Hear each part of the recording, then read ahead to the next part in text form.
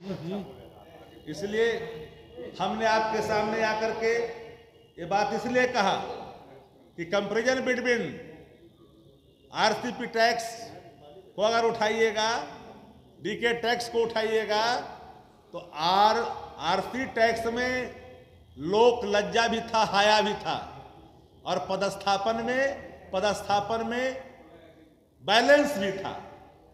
वो नालंदा से थे, वो जब उनके हाथ में था तो कुछ पदस्थापन में, अधस्थापन में बैलेंस हुआ करता था।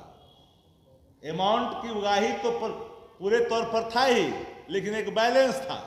लेकिन आज वाले में कोई बैलेंस नहीं है। जातिवाद की ऐसी प्रकाष्ठा कि नीतीश कुमार जी को भी पता नहीं कौन व्यक्ति को कहां पर पदस्थापित किया जा रहा है।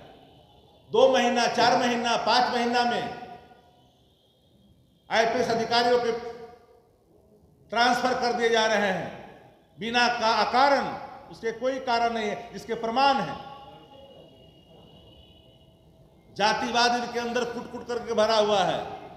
कल पूछ रहे थे, हमने देखा सत्ता प्रतिष्ठान के एक साथी ने कई चीजों का जिक्र किया।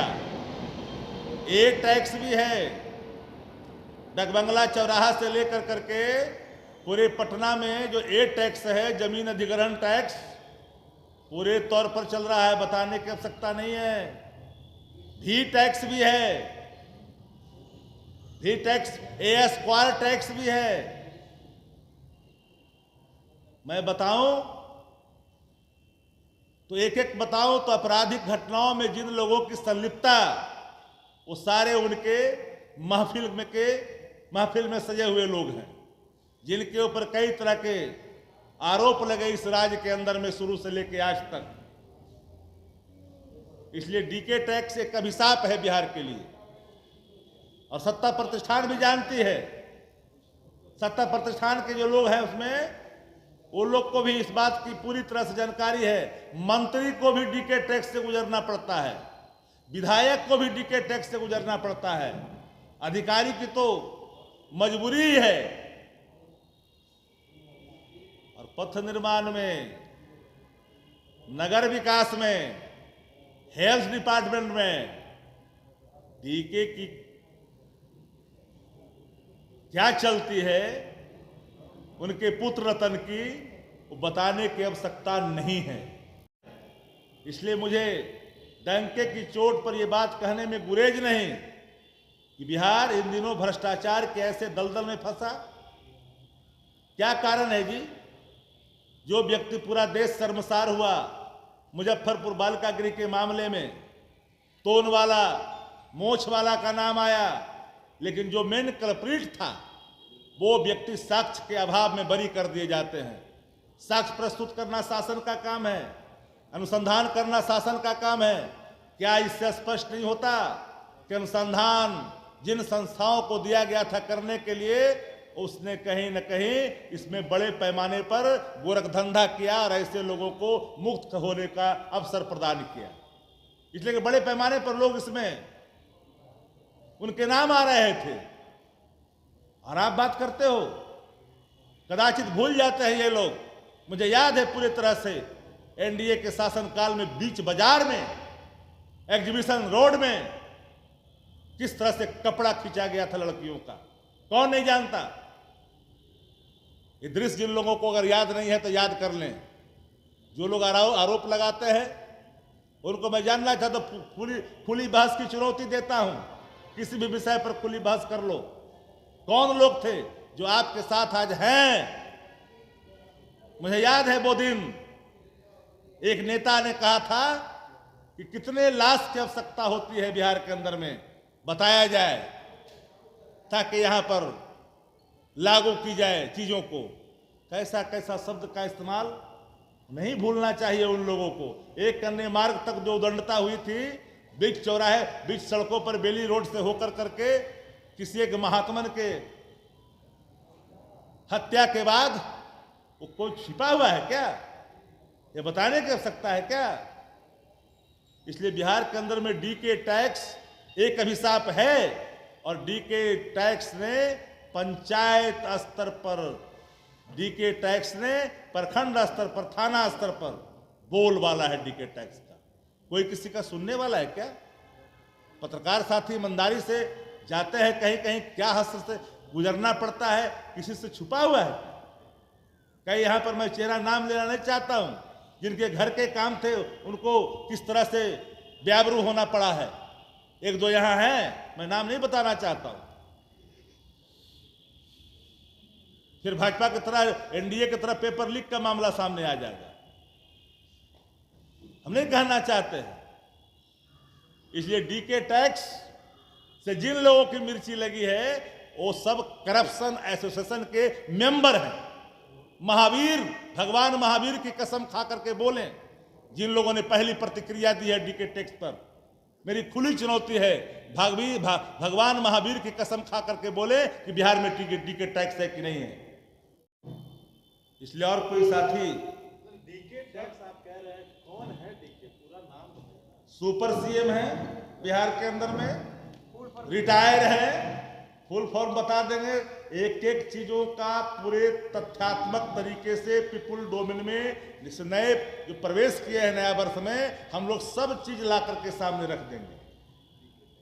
आज मकर संक्रांति है, भोज भी दिया है आपने। आदरणीय लालू प्रसाद जी, आदरणीय श्रीमती राबड़ी देवी जी, नेता प्रतिपक्ष आदरणीय तेजस्वी प्रसाद यादव जी 10 सर्कुलर रोड में चूड़ा दही जो पहुंच रहे हैं वो लोग सब लोग खा रहे हैं। लेकिन सत्ता पक्ष के लोग कह रहे हैं कि उनको भूल के लालू जी हमेशा हर कार्य प्रयोजन में याद करते थे, न्योता देते थे, इस बार काहे भूल गए?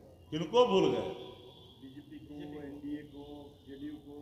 इतना खा, बीजेपी एनडीए वाले लोग इतना खा लिया है, इतना खा लिया है कि छप्पर उछालने की नौबत आ गई। समय था 12 बजे, 10 बजे जाकर बाजार उखाड़ कर नीतीश कुमार जी चले आए। चिराग पासवान जी के यहाँ जाना था आदरणीय नीतीश कुमार जी को, मुख्यमंत्री हैं बिहार के, आमंत्रण प्राप्त हुआ था। बताइए, कोई राजनीतिक पार्टी का नेता अगर कोई दिया हो न्योता, 12 बजे का समय दिया हो, 10 बजे उसका छप्पड़ नोच करके चला आइएगा, तो उसका तो बाजार उजड़ गया, कोई बचा नहीं, कोई था वहाँ नहीं। तो एनडीए के अंदर में जुत्तम पैजार है, छप्पड़ उजाड़ राजनीति चल रही है।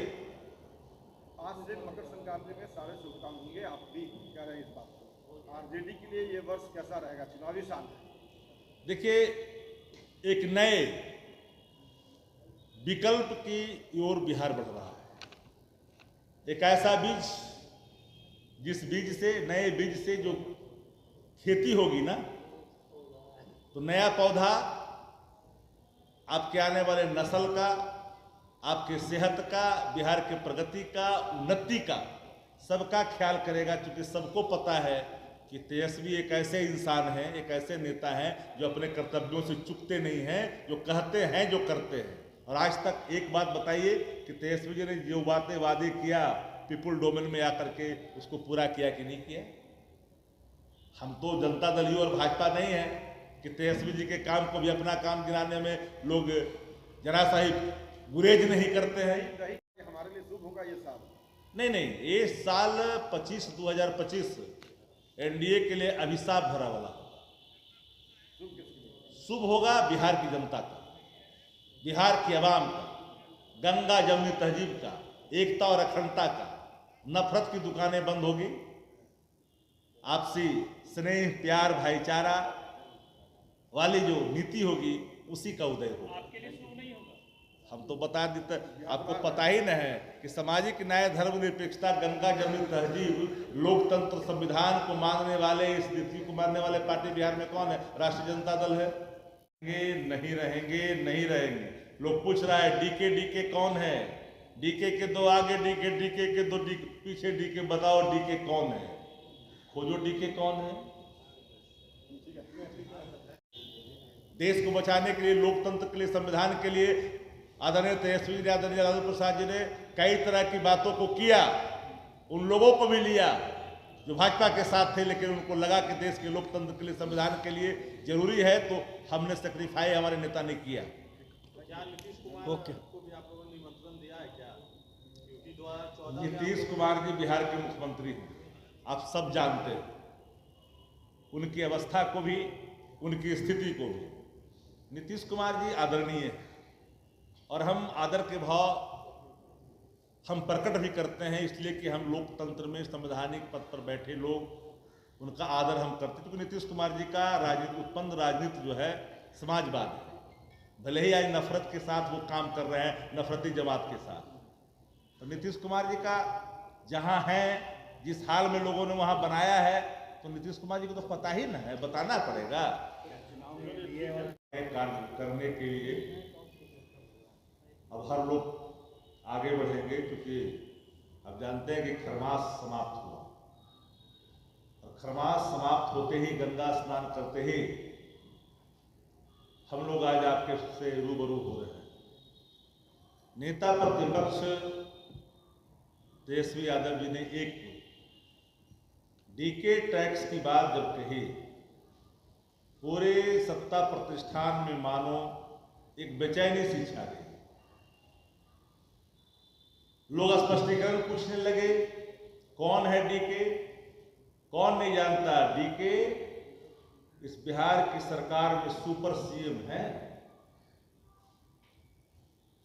पूरे ट्रांसफर पोस्टिंग, करप्शन जो थाना और ब्लॉक में है, उसका बेनिफिशियरी अगर कोई है तो डीके बॉस है। जातिवाद की प्रकाष्ठा ट्रांसफर और पोस्टिंग में साफ साफ खुल करके दिख रहा है। बड़े अमाउंट के खेल हो रहे हैं इसमें। जो काम करने वाले अधिकारी हैं, जो निष्ठावान हैं, जो लॉयल टू द चेयर हैं, ऐसे अधिकारियों को साइड लाइन लगा दिया गया है। डीके टैक्स के आतंक से बिहार के अधिकारियों में दो फाड़ सी हो गई है। बहुत सारे पदाधिकारी जो आईएएस अधिकारी हैं, जो बासा के अधिकारी हैं, वो सभी अधिकारियों में इस बात का कहीं हर्ष भी है और कहीं विद्रोह भी है। हर्ष उन लोग के मन में कि आखिर कोई पार्टी तो है जो डीके टैक्स के खिलाफ आवाज को बुलंद किया।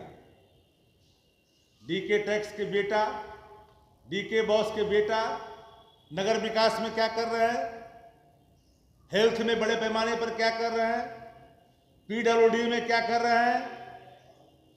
इन्हीं बातों को लेकर करके एक एजेंसी ने, देश की एजेंसी ने उनको पूछताछ भी की है, बेटा और बेटी दोनों को, चाहे वो हरियाणा हो या वो दिल्ली हो। तब से पूरे तौर पर डीके बॉस ने पूरी बिहार की सरकार को अपने चपेट में ले लिया है और अपने उंगलियों पर पूरी बिहार की सरकार को चला रहा है। माननीय मुख्यमंत्री जी की अचेतन अवस्था के प्रमाण कुछ मीडिया साथियों ने कल दिखाया। मैं यूं ही नहीं कह रहा हूं, मैं पिछले कई माह से मैं कहते आ रहा हूं, लगभग साल भर पहले से, कि बिहार के मुख्यमंत्री अचेतन अवस्था को धारण कर लिया है। ठंडा और गर्म की अनुभूति उनको नहीं होती है। जिनको खड़ा होने की ताकत नहीं, वो मुख्यमंत्री नीतीश कुमार जी को गाइड कर रहा था कल। जैसे ही पत्रकारों के सवाल के 2 लाइन जवाब उनके आए, चलिए सर हो गया, सर हो गया, सर। जिनकी उम्र राजनीति की अल्पायु है, वह भी जो है नीतीश कुमार जी को कल गाइड कर रहे थे। बिहार ने इन वीडियो को देख करके लगा कि सच में बिहार के मुख्यमंत्री अचेत हैं, पूरे तौर पर उनको होश हवास अब नहीं रह गया।